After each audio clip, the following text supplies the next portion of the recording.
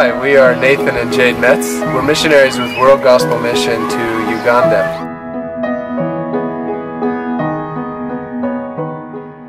And actually right now, we're just outside of the city of Kampala, which is the capital city, in a village called Nachigalala.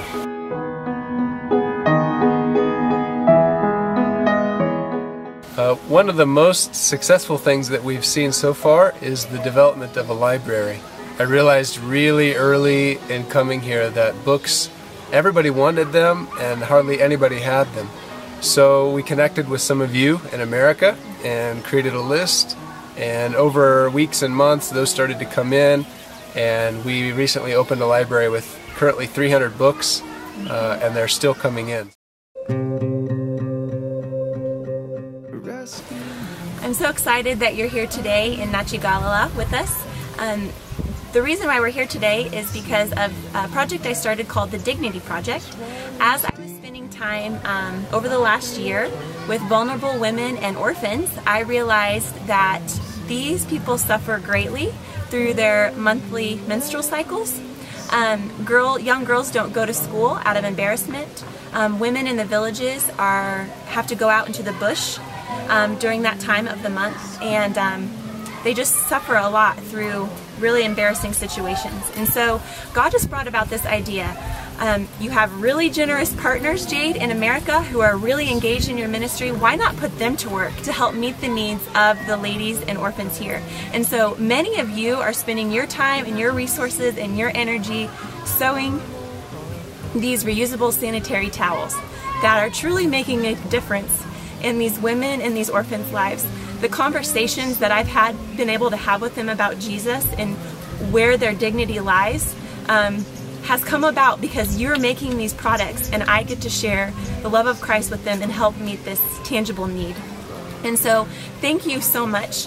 Today we are teaching a group of women here. I think there's 12 to 13 ladies here learning how to make these reusable sanitary towels to provide an income for their families. Most of the ladies here make less than $1 a day. One lady has 14 children that she has to sustain with under $1 a day. So thank you so much for your partnership in the Dignity Project.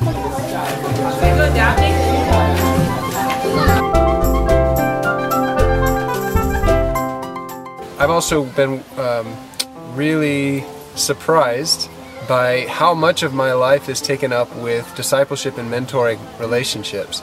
I've been meeting with a Congolese young man who's in university.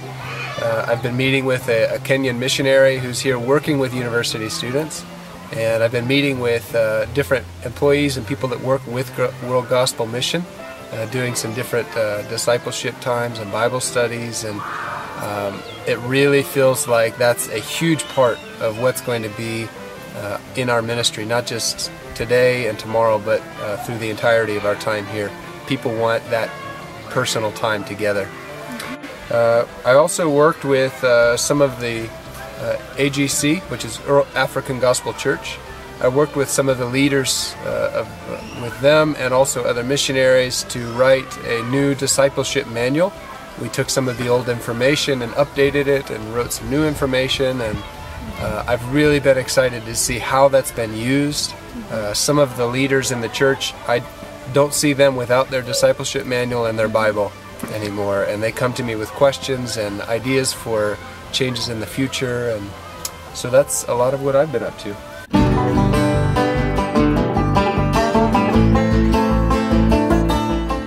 One of the great concerns that I had early in our missionary journey was the financial stability. I knew that part of being a missionary was to rely on the generosity of people around us. We have just, I'm stunned. Every day I'm stunned because it is not a problem. The American church has supported us so well that we don't worry every day whether we're going to have to come home because the funds are running short. In fact, the support that you have given to us has allowed us to take part in so many needs around us. Ugandan people that we become friends with, and we find out maybe one needs this and one needs this.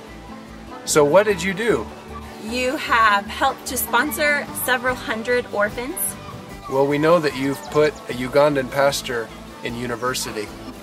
Several women in our community have had physical needs, surgeries that had needed to take place, a gentleman too, and so you've helped take care of their financial needs to go to the hospital.